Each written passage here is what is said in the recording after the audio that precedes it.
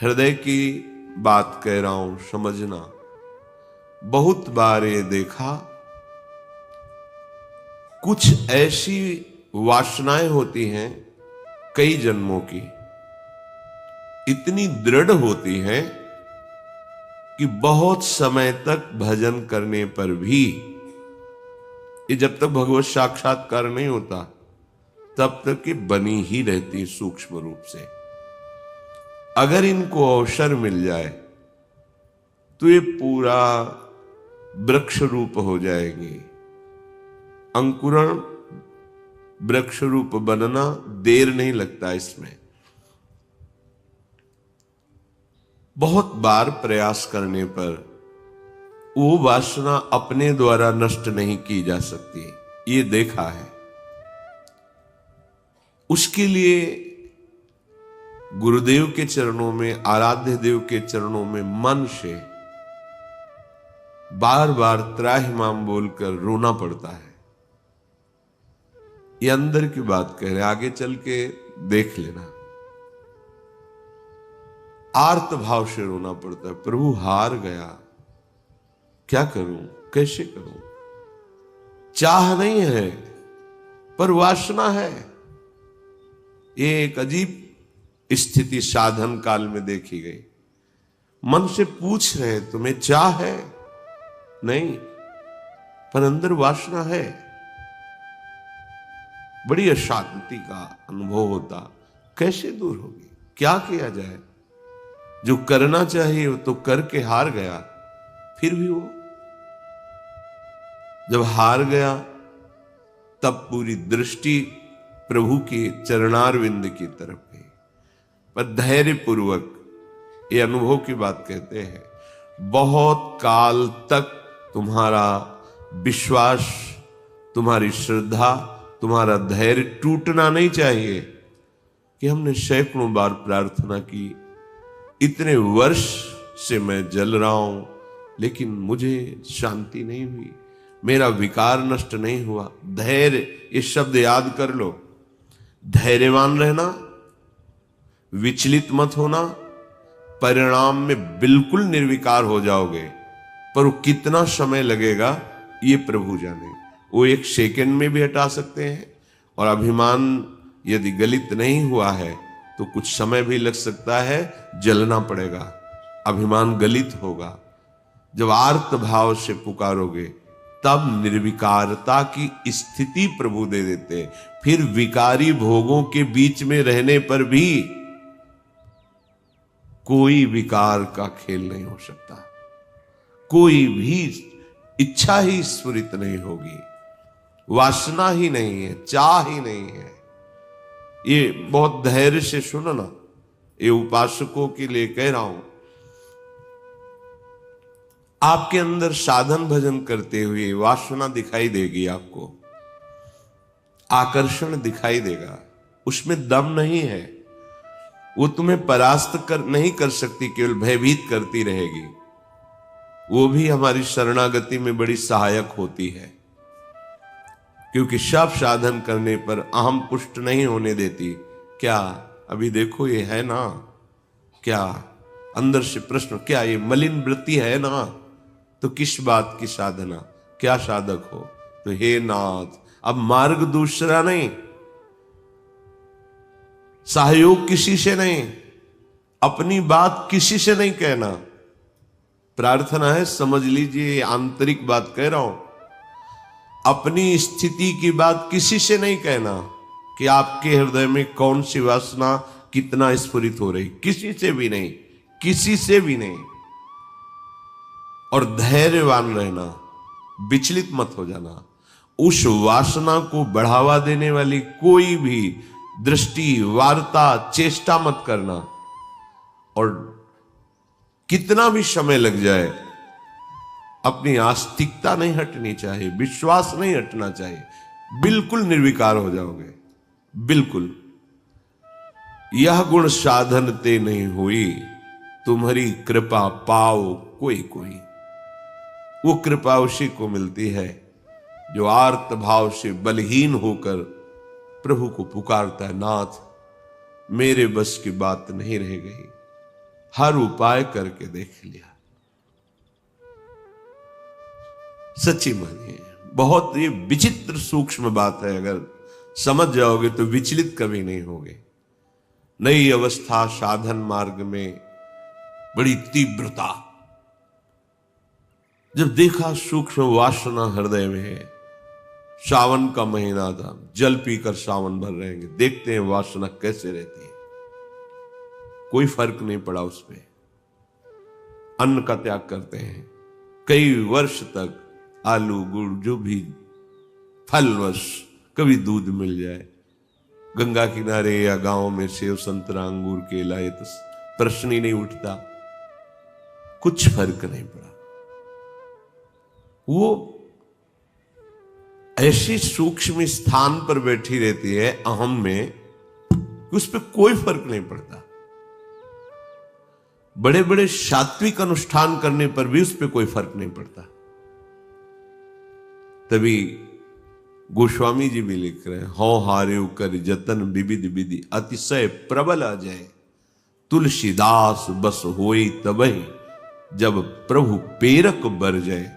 बिल्कुल सिद्ध बात समझ लो।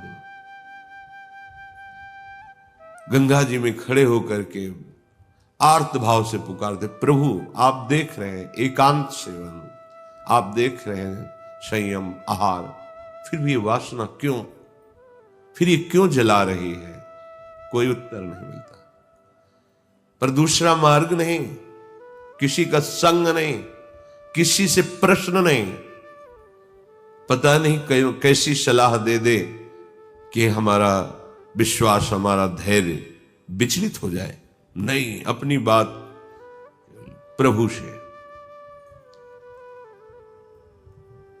प्रार्थना में बहुत सामर्थ्य देखी है। ये अंदर की बात कह रहे हैं, बिल्कुल समझ जाना। ये इसलिए कह रहे हैं, ये मार्ग बहुत फिसलन वाला मार्ग है, बहुत संभाल संभाल के कदम रखने हैं। अंत तो गत्वा ये आया कि हैं हम आपके, जैसे भी हैं वैसे आपके। अब आप देख लो, जैसे रखना चाहते हो वैसे रखो। नाथ मैं हार गया हूं, आप देख लो। कब वो चली गई पता ही नहीं चला। जिससे हम लड़ते रहे, जिससे हम जलते रहे, जिसके लिए हम साधन करते रहे, नहीं फर्क पड़ा। और जब उनके भरोसे छोड़ दिया, कब वो वृत्ति चली गई पता ही नहीं चला। इसीलिए बात कल चिंतन में चल रही थी कि अगर कोई समझ पाए तो इसे जरूर बताएं कि ये करने से नहीं होता, ये होने से होता है। बस देख लिया, मैं आपके बनने योग्य नहीं हूं, पर जैसा हूं आपका हूं। देख लो प्रभु, आप राजी हो तो राजी, मैं जलता रहूंगा, कुमार्गगामी नहीं बनूंगा, अन्य अवलंबन नहीं लूंगा, जलता रहूंगा। आप राजी हो मेरी जलन में, जीवन भर जलाते रहो। आप देख लो, अब मेरे बस का नहीं रहा, क्योंकि वो सूक्ष्म ऐसा कि वहां कोई प्रहार ही नहीं पहुंच रहा। अंतःकरण की अहम के महल में सूक्ष्मता से वो रह रहा है। जो भी करो वो बहुत पुष्ट हो रहा है। केवल हटा या हटेगा या हट रहा है तो प्रभु की कृपा से। इसलिए बड़े बड़े महापुरुषों के वचनों में दैन्यता और कृपा शब्द आता है। दैन्यता को हम तुच्छा परम मधमा, कृपा हेश वृंदावनस्य, ये वृंदावन की महिमा, ये वृंदावनेश्वरी की महिमा, वृंदावनाधीश्वर की कृपा। ये अंदर से कह रहा हूं, समझ लो, एकदम समझ लो। धैर्यवान रहना, विचलित मत होना। ये न सोचना कि इतना समय हो गया अभी नष्ट नहीं हुआ, बिल्कुल नष्ट हो जाएगा, पता ही नहीं चलेगा। जैसे आप कब जवान हुए, कोई तारीख, कोई तिथि, किस दिन आपकी दाढ़ी मूछ उगी, आपने समय तारीख, ऐसे वो घड़ी भी याद नहीं रहेगी कब आप निर्वासनिक हो गए। कभी स्मृति में आएगा, अच्छा ये तो बहुत वर्षों से जलाया, वो तो अब ढूंढे भी नहीं मिल रही वृत्ति, गई। देखो प्रभु की कैसी कृपा हुई, ऐसा अनुभव होता है। श्रीपाद कह रहे कि शास्त्र और गुरुदेव के वचन करोड़ों बार समझाए जा रहे, तुम्हें समझ में नहीं आ रहा। जिससे लोक निंदा हो ऐसी चेष्टाएं, ऐसे आचरण, तुम क्यों संयम में नहीं रह रहे? देखो, इतना तो है कि हृदय जल रहा है, पर चेष्टाओं पर अंकुश होना चाहिए। हृदय में चाहत जला रही है संसार के भोगों की, पर हम बाहर से संयोग नहीं होने देंगे। तो उससे क्या होगा? वो क्रमशः हर बार कम होती चली जाएगी, शांत होती चली जाएगी, पर पूर्णतया निर्विकार स्थिति ये भगवत कृपा से होती है। मनागपि च नोत्सहे हत मनो युवत्या हृतम निरोधुमत ईदृशम किम विताश वृंदाटवी। ए भाई, अपने भाग्य को नीचा मत गिराओ। माया के द्वारा अपरहित मन से अधर्माचरण मत करो, बहुत पछताना होता है। प्रमाद स्थिति में समझ में नहीं आता, गलती हो जाती है। जब गलती हो जाती तो उत्साह नष्ट हो जाता है, तो लगता है अब क्या, फिर वो गलती पे गलती, गलती पे गलती करता हुआ, फिर उसको लगता है इसके बिना तो मैं जी ही नहीं सकता। गया हतभाग्य, नीचे गिर गया, भाग्य नष्ट हो गया उसका। जो मनुष्य जीवन, दिव्यता, भगवत तत्व का बोध, भगवत प्रेम प्राप्ति, जगत मंगल करने वाला, वो गिर गया। जहां हमें ये बनना चाहिए था, वहां हम वासना के अधीन हो गए। श्रीपाद कह रहे हैं, अगर कोई रोक सकता है मुझ पतित को, निरुद्ध मत ईदृशम किम विताश वृंदाटवी, तो मुझे वृंदावन रोक सकता है। श्रीपाद की निष्ठा धाम की अद्भुत है। ये धाम मुझे निर्विकार कर देगा। हिया फिरे स्वार्थ आपने, भजन गए फिरे बाह। श्री ध्रुवदास। वृंदावन का जिसको अनुभव हुआ, तो देखा है कि वृंदावन का आश्रय ले ले तो धीरे धीरे वो हृदय को निर्विकार कर देता है, प्रिया प्रीतम में कर देता है। यहां से बाहर जो आते जाते जन अनुभव करें, यहां एक आते ही एक दिव्यता है, एक अलौकिक निर्विकार की स्थिति अपने आप यहां है। बाहर निकलते हैं वो भजन, वो आनंद, वो चिंतन अपने आप हट जाता है, क्योंकि त्रिगुणात्मिका माया का प्रवाह है। ये धाम है। जो निरंतर धाम में वास करते हैं, अगर वो सावधान होकर के रहने से रहे, तो श्रीपाद कह रहे हैं कि राधा कीर्ति सुधा रसेन रसना, रात्रिं दिवं पूर्यता, श्री वृंदा विपिने तदीय पदयो, कैंकर्य में वार्थ्याम, धैर्यं स्वर्णमयी सितुर्नववयो, रूपश्रियाहार्यताम्, प्रेमाश्रुत पुलकादि भाव विभव, व्यक्त्या जगत्तार्यताम्। यदि आप रहनी से रह गए वृंदावन में, तो आपके हृदय का परिवर्तन होना प्रारंभ हो गया। आपको श्री जी की चर्चा, प्रभु की चर्चा, ये अमृत जैसी लगने लगेगी। जैसे देखो, आपको कोई कहे कि 3 बजे रात्रि के जग के दिनचर्या करके स्नान आदि आपको पहुंचना है, कितना बोझा लगेगा इस समय सोना छोड़ करके दिनचर्या। लेकिन बिना किसी कष्ट के आप, बिना किसी विषाद के आप बिल्कुल उत्साहित होकर, तैयार होकर सत्संग में आते हैं। ये वृंदावन की कृपा है जो हमारे मन को ऐसा किया गया है। नहीं तो शरीर सुख में ही हम संतोष किए हुए बैठे हैं, परमार्थ की, अध्यात्म की वृत्ति की तरफ है ही नहीं। वर्तमान के भोगों में मगन हुआ प्राणी वो भविष्य को नहीं देख पा रहा है कि मेरी अमूल्य श्वासें, मेरा अमूल्य समय व्यर्थ में नष्ट हो रहा है। शरीर छूटने के बाद फिर पछताना ही पछताना है। कोई वस्तु, व्यक्ति, स्थान, पद हमारे साथ नहीं है। केवल प्रभु का नाम, प्रभु का चिंतन, प्रभु की सेवा, सत्संग, यही सत्य सच्चिदानंद है। यही तुम्हें शरीर छूटने के बाद परम सुख देगा। देखो, लौकिक सुखों के भोगों में लोग प्राण त्याग रहे हैं। तुम्हें एक जरा सा विवेक केवल धारण करने की जरूरत है। तुम्हें खुद दिखाई देगा कि सब धोखे में जीवन नष्ट हो रहा है। अज्ञान है इसलिए नहीं समझ में आ। थोड़ा सा विवेक, थोड़ा सा ज्ञान जागृत हो तो आप वैराग्यवान बन जाएंगे अंदर से। यदि आपको प्रभु की कथा वार्ता अच्छी लगने लगी है, बड़ी कृपा हो गई है। रोग का प्रभाव कम होने लगा है। नहीं, यह हरिचरित सुहाता नहीं है। जब हृदय मलिन होता है तो भगवत चर्चा नहीं सुहाती। राधा कीर्ति सुधा रसेन, रसना, ऐसा आपका जीव का स्वभाव बन जाए।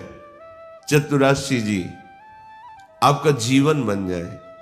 गुनगुना रहे पद या किसी भी ध्वनि में राधा नाम गुनगुना रहे, आपकी रसना पवित्र हो रही है, आपकी वाक्येंद्री पवित्र हो रही है।